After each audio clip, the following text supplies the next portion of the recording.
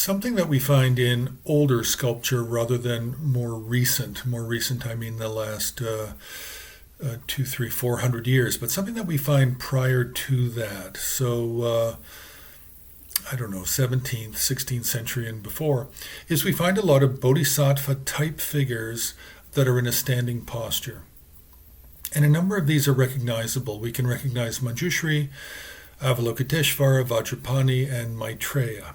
The others, not so much. Often there aren't enough attributes to be able to determine the identity of the figure.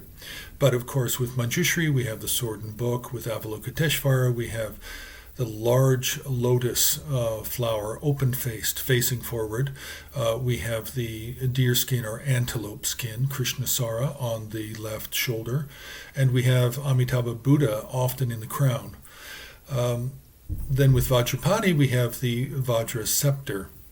With Maitreya, we have a number of different attributes, such as the vase, the wheel, the stupa on the crown of the head. So we have these attributes that we can recognize. Now, with Manjushri, we have many different forms of standing Manjushri. We have, by that I mean we have India, we have Swat Valley, we have Kashmir, West Tibet, Nepal, and then Central Tibet. So, but what is really the context of for all of these standing figures?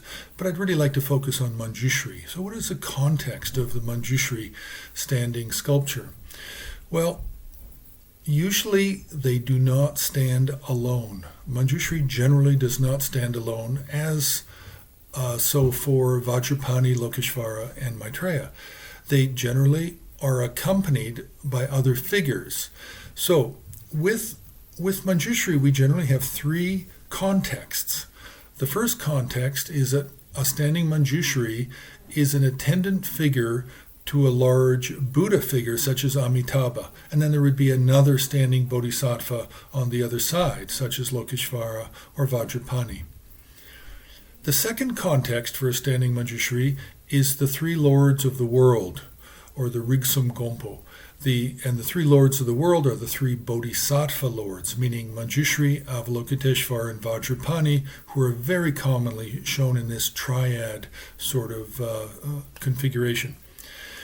Now, the third context is where we have the 8 great bodhisattvas all depicted together, all standing, 4 on one side, 4 on the other, and generally a large Amitabha Buddha in the middle. So these are the 3 main contexts for the Bodhisattva Manjushri. So press the like button, you can subscribe, you can ask questions, and you can also make a donation on the homepage of the Himalayan Art Resources website and help us to help to fund the work that we do.